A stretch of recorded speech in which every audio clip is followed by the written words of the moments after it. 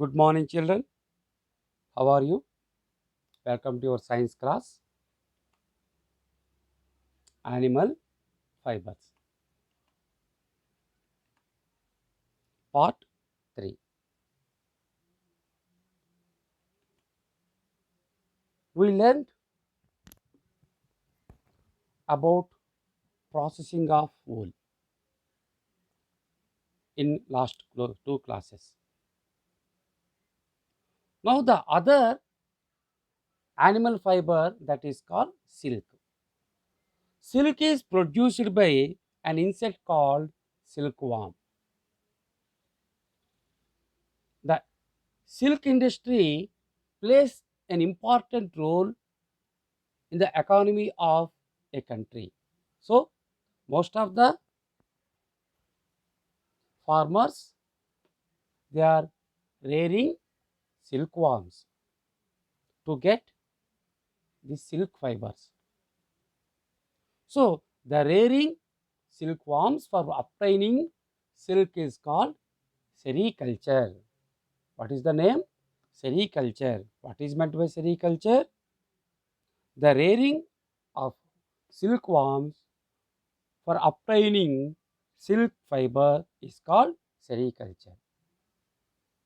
So before going to learn about sericulture, first let us discuss the life history or life cycle of a silk moth. Silkworm is an insect. So all the insects completes their life cycle in 4 stages. Those are egg, larva, pupa and imago. What are the 4 stages in the life cycle of an insect? Egg, larva, pupa, imago. Silkworm also completes its life cycle in 4 stages, that is egg. These eggs are hatched into larva. The larva is the singular form, larvae is the plural form. So this larva of the silkworm is called caterpillar or silk moth. Later, this larva forms a cage-like structure, remains there. At this stage, this is called pupa. And the pupa metamorphoses, that means changes into imago or adult. Let us discuss about all these stages briefly. First one, egg. The female silk moth lays eggs. It lays hundreds of eggs at a time. These eggs are hatched by warmthness of sun, and these eggs are hatched into larvae. So larvae is also called caterpillar. This caterpillar feeds on fresh mulberry leaves. What is the food of the caterpillar? Fresh mulberry leaves. So it increases its body. The caterpillar increases its body by eating mulberry leaves. It eats heavily. So when it becomes heavy with a large body, it starts constructing a small cage. It built a small cage-like structure. To build this cage-like structure, it moves its head. The caterpillar swings its head. That means moves its head from this side to that side. If you observe the movement of the head, it looks like number 8. Number 8. So while it is swinging its head, the caterpillar secretes a protein called sericin. What is the name of the protein? Sericin. The sericin becomes hard when exposed to the air, and this hard fiber like structure is called silk fiber. This hard thread like structure is called silk fiber. So when it hardens on exposure to the air and becomes silk fiber. Soon the caterpillar completely covers itself by silk fiber. This covering is known as cocoon, and now the stage is called pupa. So caterpillar converts into pupa. Clear, children? Now further development of the moth continues inside the cocoon and reaches the adult stage. So in the pupa, several changes occurs and it transforms into the final stage, that is called imago or adult. And adult comes out of the cocoon. So in this way, the silkworm completes its life cycle. Silk fibers are used for weaving silk cloth. So, especially in India, we wear silk cloths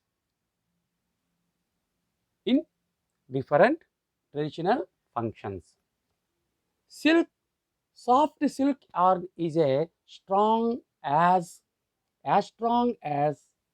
comparable thread of a steel. You know steel. Steel is the strong.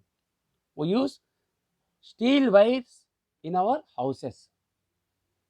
So the silk fiber also very much strong. It is as strong as a steel wire. So the silk yarn is obtained from the cocoon of the silk moth. There are four stages: egg, larva, pupa, and imago. The pupa, in the pupal stage, it builds a cocoon. So we get the silk thread from the cocoon. There is a variety of silk moths which look very different from one another.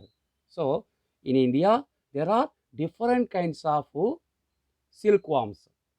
They produce different kinds of silk fiber. Okay. So the texture of these silk thread or silk fiber is different from silkworm to another silkworm, silkworm to another silkworm. What is texture? The texture means nothing but it is coarse, smooth, shiny. The texture means the quality or the nature of the silk fiber. That is called texture. The texture of the silk, different silk moths are different from one another. Okay.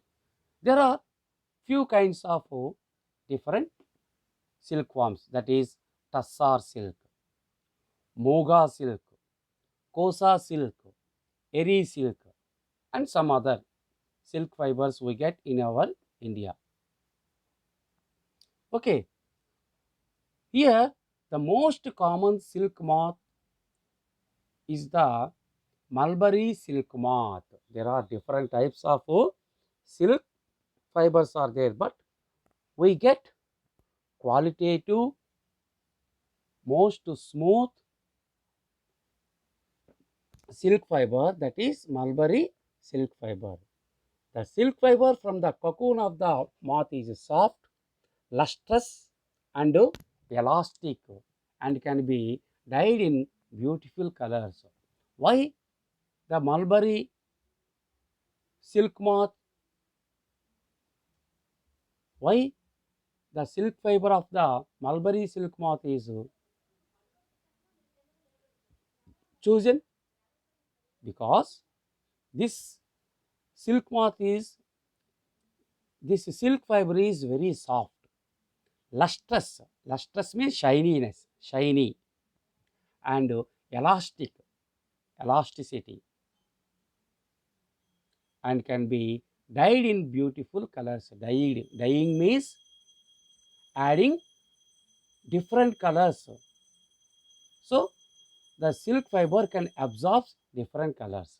So that is the reason this mulberry silk fiber is good for silk industry.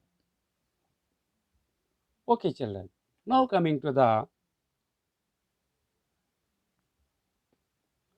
rearing of silkworms for the production of silk moth are called sericulture. We know rearing of silk moths for the production of silk fiber is called sericulture. So, what are the steps involved in the sericulture? First, the major activities involved in sericulture are cultivation of food for the silkworms. What is the food of the silkworm? Mulberry leaves. So, growing of the mulberry plants. That is the first stage. Rearing of silkworms for the production of raw silk to get the silk fiber. That is one of the important activity. That's why they select the appropriate breeds of the silk moths, and reeling the cocoons for unwinding the silk filaments. That means getting silk thread or silk fiber. That is another important major activity in this industry.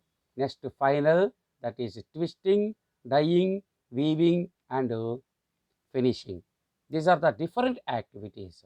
That means first one, growing the mulberry crops, mulberry plants. Second one, selecting the qualitative breeds. Next one, reeling, that means collecting the, taking out the silk fiber without knottings. Next one, twisting them, dyeing them with colors, and weaving and finishing. These are the major activities we can observe in this silk industry. Now, production of silk. The eggs of the some silk moths are incubated until they hatch into larvae. Children, here some, not same. The eggs of the some silk moths are incubated until they hatch into larvae. So, we know female silk moth lays eggs. These eggs are exposed to warmthness of the sun. So, due to the warmthness of the sun, these eggs are developed and hatched into larvae. The larvae are fed on mulberry leaves for about 6 weeks. So, larvae, they eat mulberry leaves 6 weeks. That means nearly 45 days. 6 weeks, 45 days. Okay, children? During this period, each silkworm is continuously and grows. What is the work? Nothing. Only eating these mulberry leaves, and it increases its body. It becomes heavy. So each silkworm sheds its skin 4 times in a process called molting. So during these 6 weeks of time, it sheds off its skin, the outer layer of the body. This is called molting. By the end of this period, silkworms become ready to spin their cocoons. So after completing 6 weeks, they are ready to spin the cocoons. That means to build the cocoons. Okay. So to build the cocoons, here small branches are placed in the rearing houses. Rearing houses, small branches of mulberry leaves are placed. So the silkworms climb these branches and start spinning their cocoons. I told you how to build the cocoon. So the insect, that is larva, caterpillar, secretes a protein called sericin. When the sericin exposed to the air, it becomes hard and it becomes silk fiber. So it moves its heads in the shape of 8. Number 8. Okay. They take about 3 days to complete the process. So how much time it takes to complete to construct the cocoon? It takes 3 days time to build a cocoon. So the cocoons are then gathered. The farmers or the rearers collect the cocoons and boiled or heated in a oven to kill the insect inside them. Okay. Here in the rearing of the silk moths, the rearers we get the silk at the stage of cocoon, that is pupa stage. So they collect these cocoons and boil them in hot water or heated in the ovens. Why? To kill the insects inside them. Do you know, children, why they kill the insects? Because at this stage only we get the long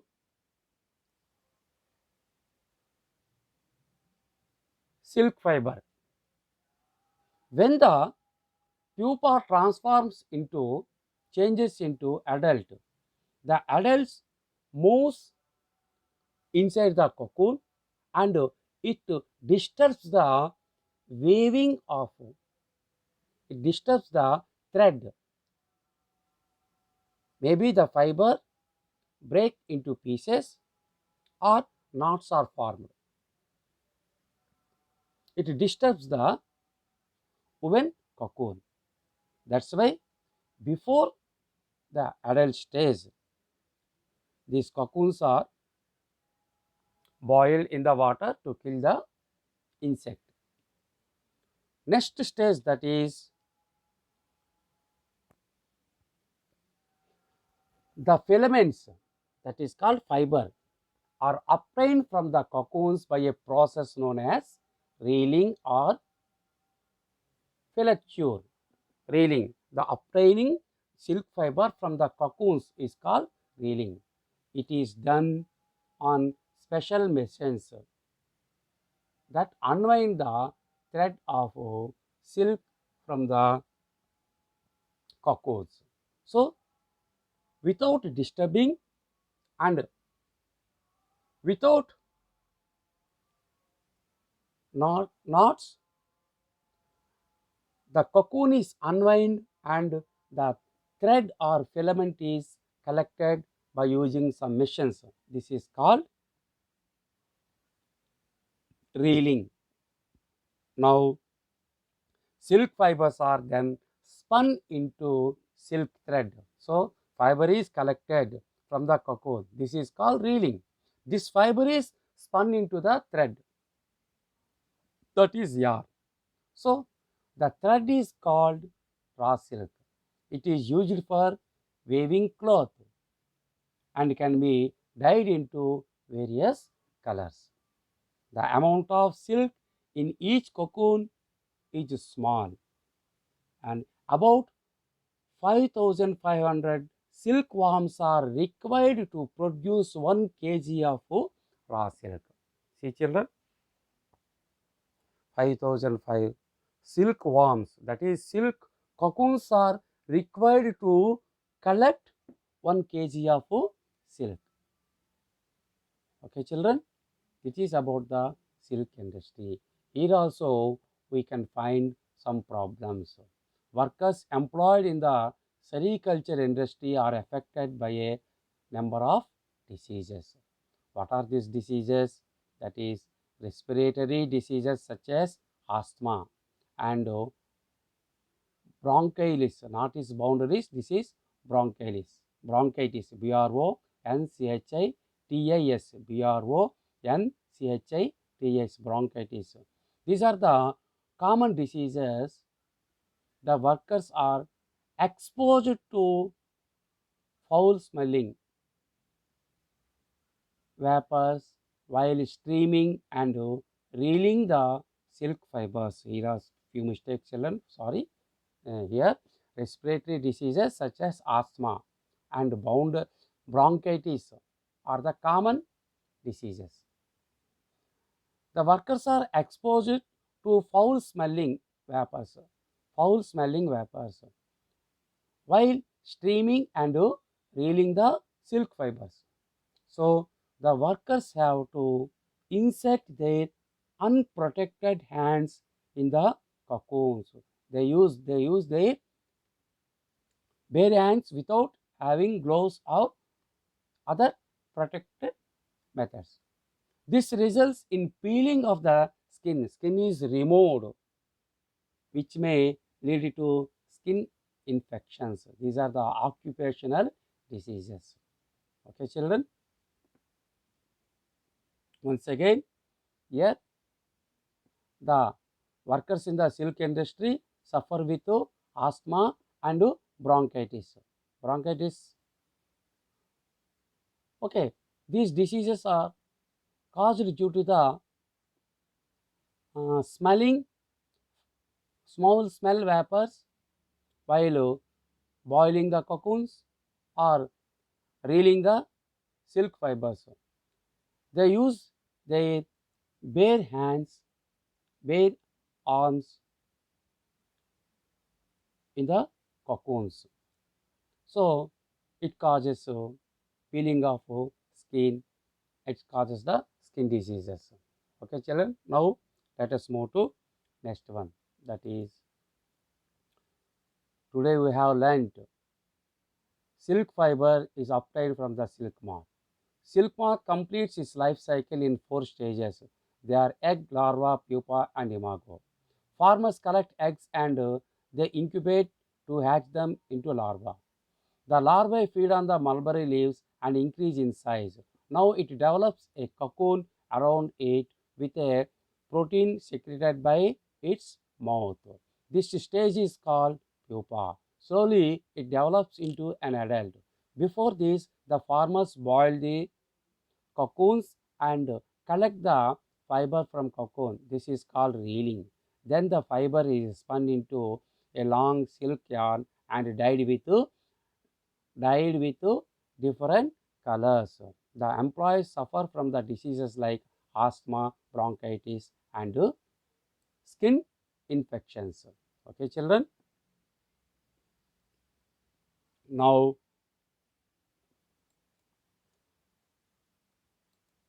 now I'm going to ask some questions. Where do we get silk fiber? What is the name given to rearing of silkworms? In how many stages the silkworm completes its life cycle? In which stage the silkworm produce fiber? Name the protein present in the silk fiber. What are the different kinds of silk fibers? Which one is best quality silk fiber? Why cocoon are boiled to get silk fibers? What are the occupational diseases in silk industry?